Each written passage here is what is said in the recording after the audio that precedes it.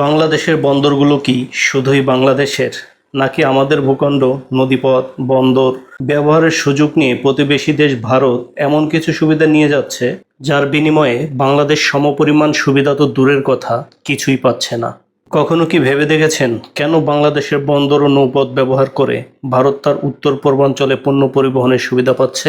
দর্শক, বিষয়টি বুঝতে হলে একটি সহজ উদাহরণ ভাবুন। ধরুন আপনার একটি বাড়ি, আর বাড়ির মালিকও আপনি, কিন্তু আপনার বাড়ির সবচেয়ে ভালো ঘরগুলো ব্যবহার করছে আপনারই এক প্রতিবেশী। আপনার উঠোন দিয়ে সে নিয়মিত যাতায়াত করছে, আপনার রাস্তা ব্যবহার করছে, আপনার সুযোগ সুবিধা সবই সে নিচ্ছে। অথচ আপনি যখন তার বাড়িতে যেতে চাইছেন তখন সে আপনাকে ঢুকতেই দিচ্ছে না। আপনার কাছে প্রশ্ন হলো, এমন পরিস্থিতিকে সমান সুবিধার সম্পর্ক বলা যায়? বাংলাদেশ ও ভারতের মধ্যে বন্দর, নৌপথ ও ট্রানজিট সুবিধা নিয়ে করা চুক্তিগুলো ঠিক এমনই প্রশ্ন তুলছে। আওয়ামী লীগ সরকারের সময় ভারতের সঙ্গে বন্দর ও ট্রানজিট নিয়ে একাধিক চুক্তি ও প্রোটোকল করা হয়। এর মধ্যে চট্টগ্রাম ও মংলা বন্দর ব্যবহারের ব্যবস্থা, উপকূলীয় নৌ পরিবহন এবং অভ্যন্তরীণ নৌ ট্রানজিট ও বাণিজ্য প্রোটোকল বিশেষভাবে আলোচিত।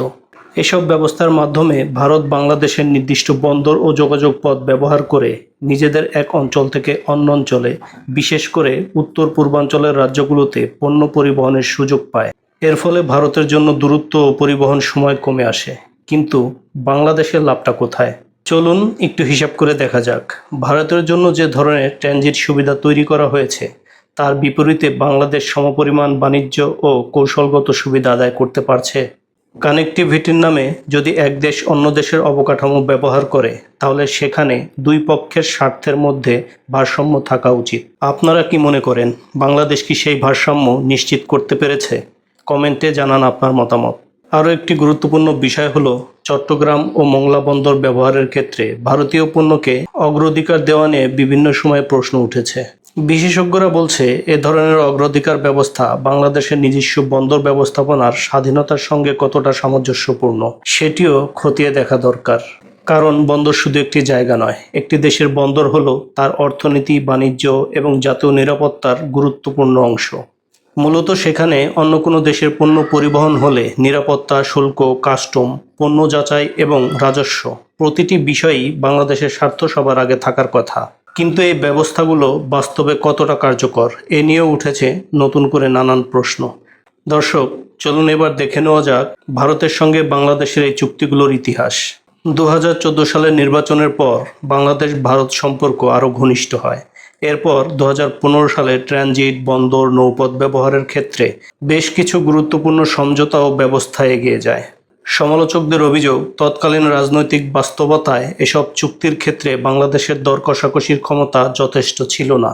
অন্যদিকে সরকারের পক্ষ থেকে এসব উদ্যোগকে আঞ্চলিক যোগাযোগ, বাণিজ্য বৃদ্ধি এবং অর্থনৈতিক সহযোগিতার অংশ হিসেবে তুলে ধরা হয়েছিল। অর্থাৎ এই চুক্তিকে দুই পক্ষ দুইভাবে দেখেছে। এক পক্ষ বলছে এটি আঞ্চলিক কানেক্টিভিটির নতুন দরজা। অন্য পক্ষের প্রশ্ন, কানেক্টিভিটি যদি হয় তাহলে সুবিধাটা দুই দেশের মধ্যে কতটা সমান? এখানে আরও একটি গুরুত্বপূর্ণ বিষয় সামনে আসে। অভ্যন্তরীণ নৌ ট্রানজিট ও বাণিজ্য প্রোটোকল এর দীর্ঘমেয়াদী কাঠামো নিয়ে বিশেষজ্ঞদের মধ্যে আলোচনা রয়েছে। এই ব্যবস্থার বিভিন্ন ধারার কারণে নির্দিষ্ট সময় পর পর এর কার্যকারিতা অব্যাহত থাকার সুযোগ রয়েছে। ফলে 2020 এবং 2025 সালেও এই ব্যবস্থাগুলো নিয়ে নতুন করে আলোচনা ও মূল্যায়নের প্রশ্ন সামনে আসে।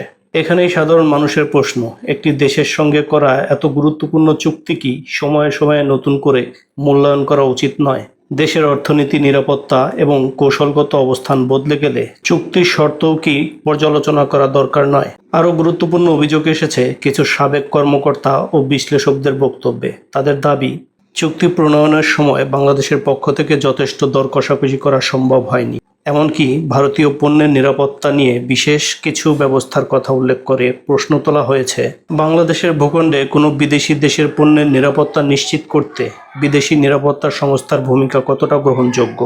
তবে এসব বক্তব্যের ক্ষেত্রে একটি বিষয় পরিষ্কার থাকা জরুরি। যে কোনো চুক্তির নির্দিষ্ট ধারা নিয়ে আলোচনা করতে হলে সরকারি নথি, মূল চুক্তির ভাষা এবং সংশ্লিষ্ট কর্তৃপক্ষের ব্যাখ্যা যাচাই করা অত্যন্ত গুরুত্বপূর্ণ। কারণ সামাজিক যোগাযোগ মাধ্যমে প্রচারিত দাবি আর চুক্তির প্রকৃত ভাষা সবসময় এক হয় না। এবার আসি জাতীয় নিরাপত্তার প্রশ্নে।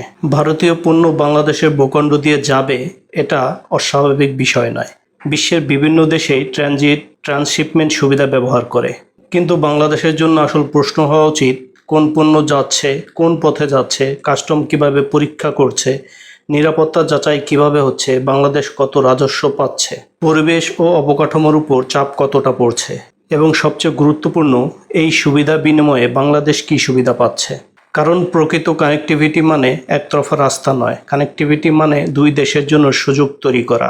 ভারত যদি বাংলাদেশের বন্দর ব্যবহার করে তার উত্তর পূর্বাঞ্চলে দ্রুত পণ্য পাঠাতে পারে, তাহলে বাংলাদেশও কি একইভাবে ভারতের ভূখণ্ড ব্যবহার করে নেপাল, ভুটান কিংবা অন্য রাজ্যের পণ্য পাঠানোর আরও কার্যকর সুযোগ পাচ্ছে? যদি না পায় তাহলে প্রশ্ন, কেন পাবে না? আর যদি পায় তাহলে সেই সুবিধার আর্থিক মূল্য কত? আর ভারত কতটা মূল্য পাচ্ছে? এই প্রশ্নগুলোর পরিষ্কার উত্তর জনগণের সামনে থাকা দরকার। দর্শক, এ বিষয়ে আপনার কি মতামত? আপনি যদি আমার সাথে একমত হয়ে থাকেন তাহলে কমেন্টে ইয়েস লিখুন, আর যদি আপনার ভিন্ন মত থাকে তাহলে কমেন্টে সেটি লিখুন। আর এই ভিডিওটি যদি আপনার কাছে তথ্যপূর্ণ বলে মনে হয় তাহলে পর্যাপ্ত শেয়ার করে বাংলাদেশের প্রতিটি মানুষকে দেখার সুযোগ করে দিন। আর ভিডিওটি যদি ভালো লেগে থাকে তাহলে অবশ্যই একটি লাইক করে দিবেন, এতে আমরা নতুন ভিডিও বানাতে উৎসাহিত হই। তো আজ এখানেই বিদায় নিচ্ছি আমি, আপন আহমেদ। দেখা হচ্ছে পরবর্তী তথ্যপূর্ণ কোনো ভিডিও নিয়ে। ততক্ষণ মহান আল্লাহ তাআলা আমাদের সকলকে ভালো রাখুক, সুস্থ রাখুক। আল্লাহ হাফেজ।